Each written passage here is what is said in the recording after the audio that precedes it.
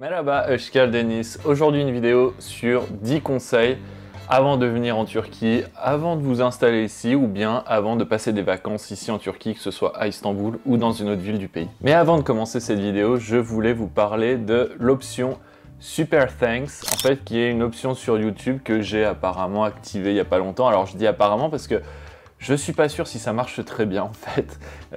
Quand je me suis connecté sur une de mes vidéos sur YouTube, j'ai rafraîchi la page et normalement en dessous de la vidéo il s'affiche donc l'option Super Thanks, ou alors chez vous c'est merci. Bon, moi j'ai la version anglaise YouTube. En français c'est un onglet avec marqué merci, je crois qu'il y a un symbole dollar et en gros c'est pour me donner un tips et c'est pour me soutenir dans mon travail. Donc j'ai activé ça il n'y a pas longtemps.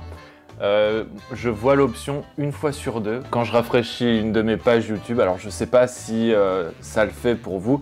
Alors je vous pousse pas, je vous force pas à m'envoyer des tips ou quoi, hein. Mais juste je me demandais si chez vous pouviez voir donc cette option que j'ai activée il y a pas très longtemps. Et j'en profite aussi au passage car vu que j'ai activé cette option il n'y a pas longtemps, il y a quelqu'un qui m'a envoyé un tips là il y a quelques heures je crois. Alors le monsieur s'appelle Mr Clean Beer. Alors c'est la première personne à m'envoyer un tips de 2 €, donc je l'en remercie chaleureusement et vraiment sincèrement, ça fait vraiment plaisir. Donc n'hésitez pas si vous voulez soutenir mon travail, j'en serai très reconnaissant. Mais sinon vous pouvez toujours vous abonner et ensuite activer la cloche, comme ça vous recevrez toutes les notifications de cette chaîne YouTube. Je poste 2 vidéos par semaine. Likez, commentez, partagez et on est parti. Le premier conseil c'est évidemment, alors je dis bien évidemment parce que je sais qu'il y a quand même des gens qui ne le font pas, mais pour la plupart des gens c'est évident, c'est évidemment de ne pas changer sa monnaie à l'aéroport, mais plutôt de la changer dans un bureau de change. Alors dans la ville, clairement pas à l'aéroport, mais surtout à un endroit précis.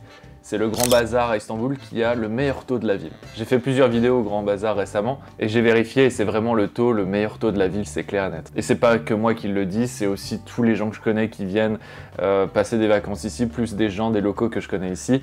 S'il y a un endroit où vous devez changer votre argent, c'est ici, donc au Grand Bazar à Istanbul, si vous passez à Istanbul, le Grand Bazar. Si vous cherchez un hôtel ou un Airbnb, le mieux ce serait, si vous voulez, de ne pas tomber dans le piège d'aller chercher un hôtel dans le quartier de Sultan Ahmet. Alors le quartier de Sultan Ahmet, c'est le quartier le plus touristique de la ville, c'est le quartier aussi le plus historique, le plus iconique, c'est là où il y a tous les touristes et là où il y a le plus de choses à voir. Donc voilà, si vous voulez, dans ce quartier, il y a la mosquée bleue d'un côté, il y a la mosquée Hagia Sophia de l'autre, Sultan Ahmet. Il y a une autre mosquée qui s'appelle la mosquée Süleymaniye, il y a la citerne qui est enfouie sous le sol, il y a le palais Topkapı, bref, c'est le quartier d'Eminönü, le quartier de Sirkeci et aussi c'est aussi le quartier donc de Sultan Ahmet. Beaucoup de gens l'appellent le quartier de Sultan Ahmet. Et dans ce quartier, donc, évitez de prendre un hôtel dans ce coin-là parce que vous allez avoir beaucoup d'arnaques avec beaucoup de gens qui sont des rabatteurs, que ce soit pour des hôtels ou des restaurants dans les rues.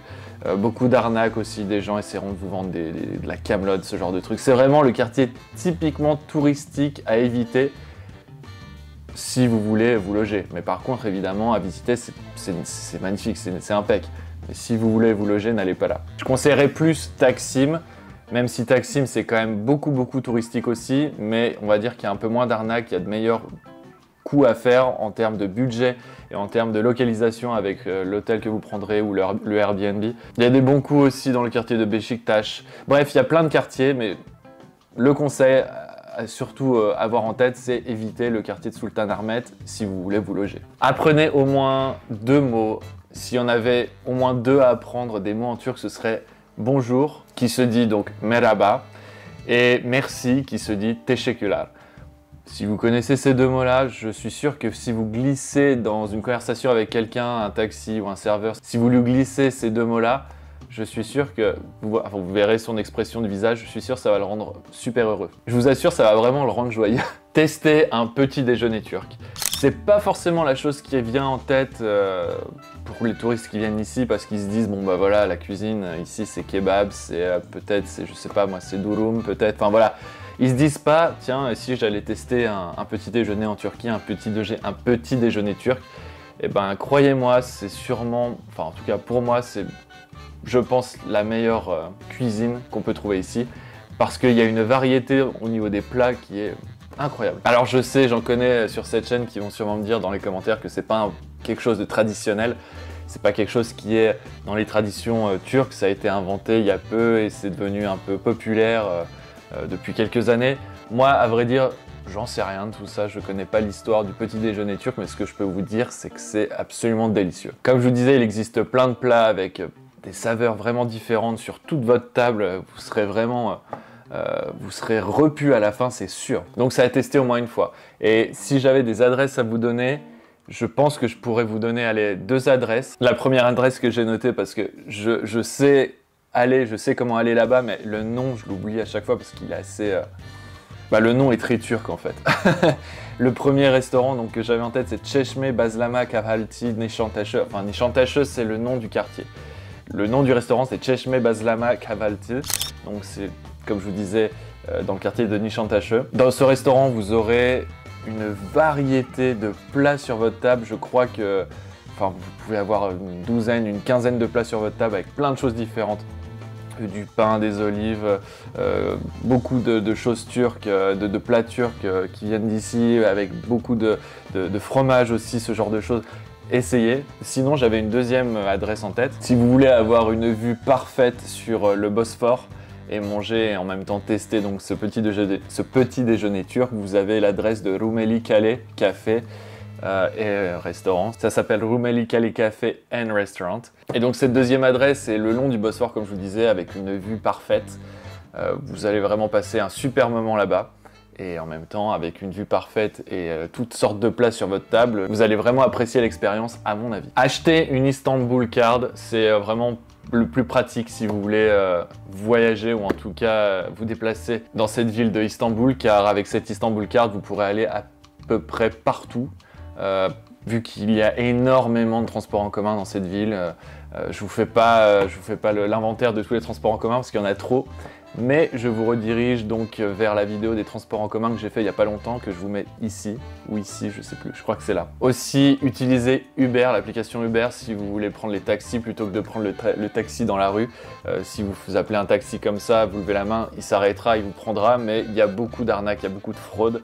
Donc voilà, à privilégier les applications Uber, ou alors l'application Bitaxi qui est l'application turque ici, mais Uber ça marche très bien. La plupart des gens qui viennent ici, qui sont justement des touristes ou des étrangers, viennent souvent passer du temps sur le côté européen et ils ont généralement moins envie ou ils ont moins en tête de visiter le côté asiatique, ce qui est franchement dommage parce que il y a quand même bon nombre de choses à voir et à faire. Donc visiter Istanbul, c'est bien. Visiter le côté Europe, c'est bien. C'est clair qu'il y a beaucoup de choses à voir. Mais il y a aussi beaucoup de choses à voir côté Asie. Donc je vous encourage à y aller, notamment dans les quartiers de Kadıköy, de Caddebostan, de Üsküdar. Et je vous donne aussi donc comme référence la vidéo que j'ai fait il n'y a pas très longtemps, donc que je vous mets aussi ici ou ici. On verra où ça se trouve. Quel est le meilleur endroit à Istanbul? Plutôt le côté asiatique ou plutôt le côté européen?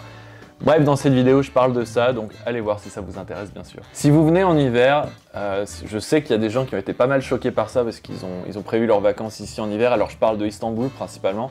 Donc des gens que je connais sont venus à Istanbul en hiver et ils ont été très choqués par les conditions, par le climat en fait. Ils sont arrivés et ils se sont tapés de la neige pendant leurs 2 semaines de voyage ici. Et oui, on a de la neige. Moi, ça fait j'ai passé 3 hivers ici, j'ai eu de la neige à chaque fois. Alors, c'est pas pendant 3 mois, mais ça peut durer quelques semaines, ouais. Et c'est pas rien, hein. C'est de la neige qui bloque, qui paralyse vraiment toute la ville. Donc voilà, soyez quand même au courant de ça. On n'est pas sous les tropiques ici. On n'est pas, c'est pas la météo qu'on a au Mexique ou je ne sais où. Ici, on a les 4 saisons et en hiver, il neige et il neige pas qu'un peu. Encore une fois, je parle d'Istanbul, hein. Quand vous arriverez à Istanbul, j'imagine que vous prendrez un avion et que vous allez atterrir dans un des 2 aéroports de la ville. Moi, je préconiserais, si j'étais vous, de prendre une carte SIM chez un opérateur turc. Alors, je suis chez Turk Telecom personnellement et ça se passe très bien, c'est pas cher du tout. En tout cas, c'est pas cher du tout comparé à ce qu'on a en France, les prix en France. Je sais que vous payerez pour une carte SIM pour plusieurs semaines, avec du bon débit, avec du réseau partout. Vous payerez 2 à 3 fois moins cher que si vous preniez un abonnement chez Orange ou chez SFR, un abonnement à l'étranger, c'est clair. Vous payerez 2 fois moins cher, 3 fois moins cher même si vous prenez une carte SIM ici en Turquie. Et évidemment, gardez en tête que les prix ici, ils bougent très souvent, ils bougent tout le temps même. Parce qu'il y a une inflation qui est vraiment galopante. Donc si vous voulez, d'un mois à l'autre, ou on va dire à peu près tous les 2 mois, les prix peuvent changer, que ce soit pour les restaurants, que ce soit pour les hôtels, pour les musées. Donc si vous avez besoin de réserver quelque chose à l'avance, faites-le. Alors j'imagine que vous allez réserver votre billet d'avion à l'avance, vous n'allez pas le prendre le jour même ou alors le jour d'avant, c'est sûr. Mais si vous avez des hôtels à réserver ou quoi, réservez le plus rapidement possible. En tout cas, faites le nécessaire en avance parce que généralement, les prix ici vont pas mal changer, vont pas mal évoluer. Alors, pas non plus sur tout. Par exemple, je donne un exemple, le prix du métro, il a augmenté parce que la livre turque s'est effondrée. Mais quand on est européen, quand on est français, que le prix augmente sur la livre turque, ça reste le même en tarif, au niveau des tarifs en euros si vous voulez. Mais c'est pas le cas de tout. C'est pas le cas par exemple si vous allez dans un restaurant, si vous voulez acheter telle ou telle chose à manger ou à boire. Je sais qu'il y a certains endroits qui ont augmenté leur prix aussi, parce qu'il y a une demande touristique aussi qui a vachement augmenté sur les dernières années. Donc les prix évoluent ici et c'est généralement pas à la baisse. Donc voilà, si j'avais un conseil à vous donner, c'est quand même prendre les devants et faire le nécessaire en avance. Et voilà, c'était tout, c'était mes 10 conseils si vous voulez venir ici en Turquie et principalement à Istanbul, c'est là où je vis. J'espère que ça vous aura plu et que ça aura été utile pour vous. Hoşça kalın.